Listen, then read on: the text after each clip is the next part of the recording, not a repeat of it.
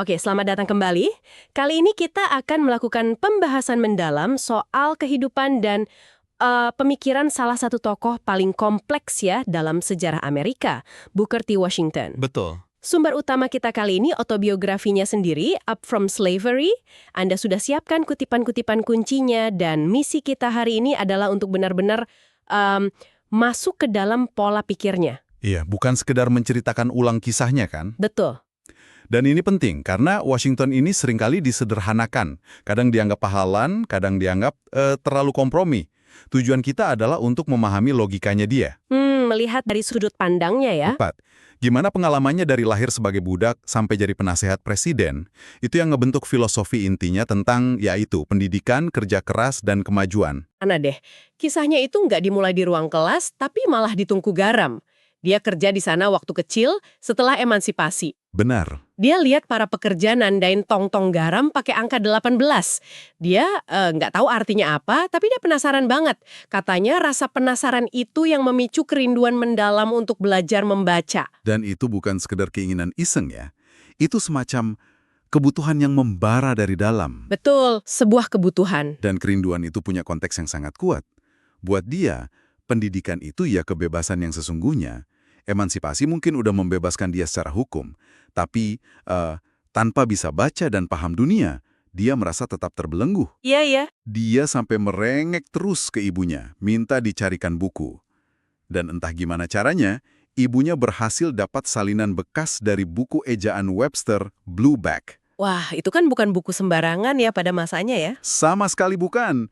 Buku Webster Blueback itu pada dasarnya buku teks standar pertama di Amerika. Itu simbol literasi itu sendiri. Oh, jadi punya buku itu udah kayak megang kunci gitu ya? Tepat sekali. Fakta bahwa harta pertamanya yang paling berharga itu sebuah buku ejaan nunjukin betapa fundamentalnya pendidikan dalam visinya sejak awal. Itu alat pembebasan paling utama buat dia.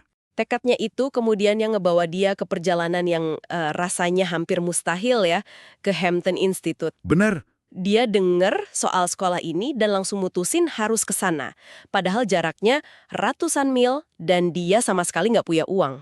Iya, modal nekat aja. Dia jalan kaki, kadang numpang gerobak, sambil kerja serabutan di jalan. Perjalanannya ke Hampton itu kayak rangkuman dari seluruh filosofi hidupnya sih.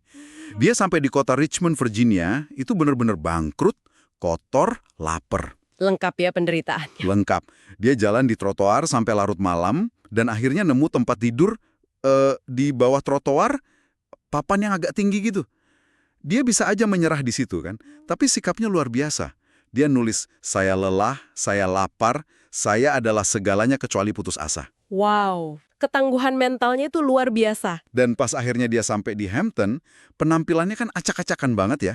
Jadi kepala pengajarnya, Nona Mary F. Mackey, itu sempat ragu. Iya, nggak langsung dikasih ujian tulis. Justru ujiannya jauh lebih praktis. Benar. Si kepala pengajar ini nunjuk ke sebuah ruang kelas, terus bilang, ruangan di sebelah perlu disapu. Ambil sapu dan sapulah. Bagi orang lain, mungkin itu penghinaan ya. Tapi buat Washington, ini adalah kesempatan emas. Dan dia nggak menyanyiakan kesempatan itu. Dia sapu ruangan itu bukan cuma sekali. 3 kali, kan? Iya, 3 kali.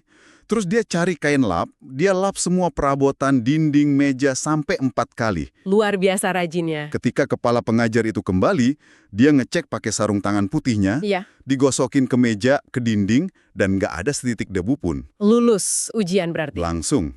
Wanita itu natap dia dan bilang, saya rasa Anda layak untuk masuk ke institusi ini. Dan Washington sendiri bilang, itu adalah ujian terbaik yang pernah dia lewati. Nah, disinilah wawasan kuncinya. Buat dia, keunggulan itu satu-satunya mata uang yang nggak bisa ditolak. Di dunia yang penuh prasangka, performa kerja yang sempurna itu argumen yang lebih kuat daripada kata-kata. Dan pelajaran itu yang jadi fondasi untuk proyek terbesarnya nanti, di Tuskegee. Tepat sekali. Nah, di Tuskegee, fondasi itu benar-benar diuji habis-habisan.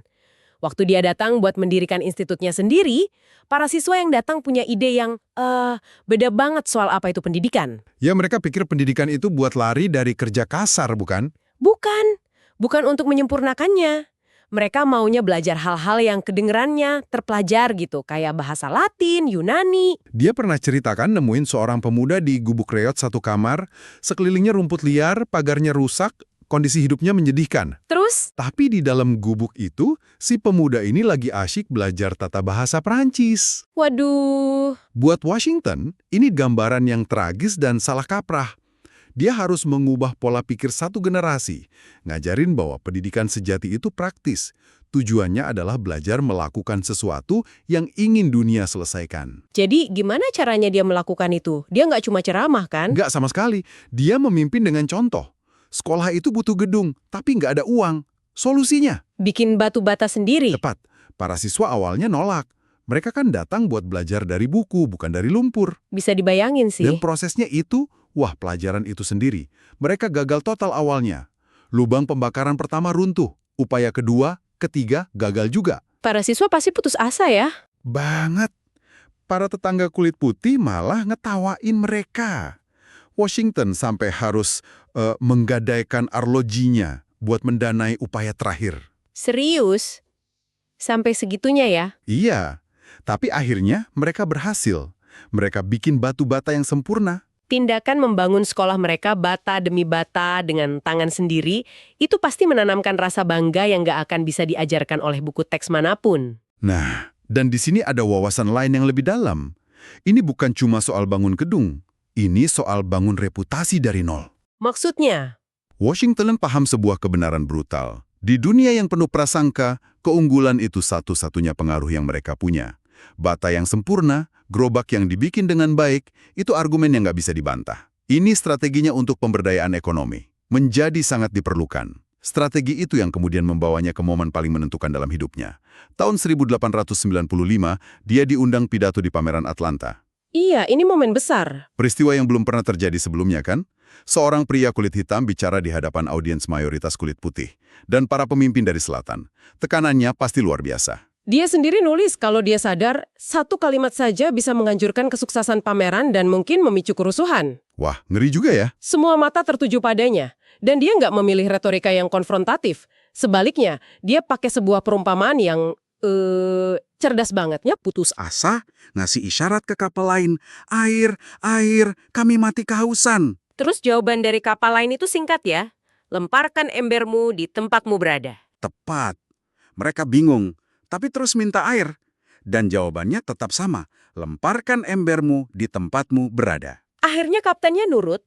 Dia lempar embernya ke laut, dan pas ditarik, airnya segar. Iya, mereka nggak sadar kalau mereka ada di muara sungai Amazon, yang airnya tawar. Jadi apa artinya semua ini? Ini inti pesannya yang punya dua sisi. Ke audiens kulit hitam, dia pada dasarnya bilang, lemparkan embermu, dengan fokus pada keterampilan praktis, pertanian, mekanik, perdagangan yang dibutuhkan selatan saat itu. Buktikan nilai ekonomimu di sini dan sekarang. Oke, lalu ke audiens kulit putih? Pada bergantung pada tenaga kerja imigran dari Eropa. Tapi, bukankah ada risiko besar dalam pesan itu? Dengan minta komunitas kulit hitam fokus ke kemajuan ekonomi dan secara nggak langsung menuntut tuntutan hak sipil, apa dia nggak malah mengunci mereka di posisi kelas 2? Itu adalah pertanyaan krusial yang jadi inti perdebatan tentang warisannya. Para pengkritiknya, kayak W.E.B. Du Bois, berpendapat persis seperti itu. Bahwa pidato yang dikenal sebagai kompromi Atlanta ini menyerahkan hak-hak fundamental demi keuntungan ekonomi sementara. Dilema yang berat. Di sisi lain, pendukungnya melihatnya sebagai langkah strategis yang jenius di masanya. Dia kan menavigasi era pasca rekonstruksi yang penuh kekerasan. Baginya, bertahan hidup dan bangun fondasi ekonomi itu prioritas utama. Iya. Ini pertanyaan yang memecah para sejarawan sampai hari ini. Dan kita di sini kan nggak memihak ya, cuma menyajikan dilema yang dihadapinya dari sumber yang ada. Tentu, terlepas dari kontroversi publik itu, autobiografinya juga ngasih kita gambaran tentang sosoknya secara pribadi. Dia punya filosofi kerja yang jelas banget. Jangan lakukan apa yang bisa dilakukan orang lain dengan sama baiknya. Prinsip delegasi yang radikal ya. Iya, jadi dia bisa fokus ke gambaran besarnya. Dia juga punya kebiasaan buat membersihkan mejanya dari semua surat setiap hari. Jadi besoknya bisa mulai dengan pikiran jernih. Meskipun jadwalnya gila, dia sadar banget pentingnya istirahat. Dia nemuin ketenangan di kebunnya, di mana dia bisa menyentuh hal yang nyata, katanya. Dan ada satu detail yang sangat manusiawi dari semua citranya sebagai negarawan. Apa itu? Anda tahu apa hewan favoritnya? Wah, apa ya? Bukan kuda atau anjing? Bukan. Babi. Hah, babi. Serius? Setelah semua pembicaraan tentang filosofi besar dan kemajuan ras, hewan favoritnya babi. Benar sekali. Itu benar-benar membumikan sosoknya ya. Dia nulis bahwa cuma sedikit hal yang memberinya kepuasan lebih besar daripada ngelihat babi Berkshire atau Poland China berkualitas tinggi. Fakta yang sangat mengejutkan. Ini nunjukin seorang pria yang sangat terhubung dengan dunia pertanian dan hal-hal praktis. Ini bukan cuma teori buat dia. Ini hidupnya. Luar biasa detail itu. Dia juga ternyata selalu gugup sebelum pidato loh, padahal udah ribuan kali. Oh ya? Iya, dan dia sangat terganggu kalau ada orang yang keluar ruangan pas dia lagi bicara. Dia anggap itu kegagalan pribadi untuk memikat audiens. Wow. Jadi semua detail ini melukiskan gambaran seorang pria yang sangat fokus, sangat disiplin, tapi juga sangat manusiawi dan membumi. Dia bukan cuma pendidik atau pemimpin, dia itu ahli strategi yang cermat dalam setiap aspek. Mulai dari cara dia pidato, kelola sekolah, sampai cara dia menenangkan pikirannya ya. Tepat. Hidupnya, seperti yang kita lihat dari kata-katanya sendiri, adalah pesannya. Kesuksesan itu bukan kebetulan, tapi hasil dari usaha tanpa henti, penguasaan keterampilan praktis, dan pemahaman mendalam tentang sifat manusia. Jadi, dari kutipan-kutikan yang Anda bagikan, kita telah menyaksikan sebuah perjalanan dari ketidakpastian perbudakan ke panggung dunia. Sebuah perjalanan yang dibangun di atas prinsip pendidikan praktis, martabat kerja keras, dan apa yang dia lihat sebagai kompromi strategis. Tepat. Kisah hidupnya yang diceritakan dengan kata-katanya sendiri menunjukkan kekuatan dari sebuah gagasan tunggal yang tak tergoyahkan. Bahwa membuktikan nilai diri melalui keterampilan dan kontribusi nyata adalah jalan yang paling pasti, meskipun lambat, menuju pengakuan dan kemajuan. Dan berikut adalah pemikiran terakhir untuk Anda renungkan. Washington menulis bahwa dengan menenggelamkan diri sepenuhnya dalam sebuah tujuan besar yang melampaui diri sendiri, seseorang akan menemukan kebahagiaan tertinggi.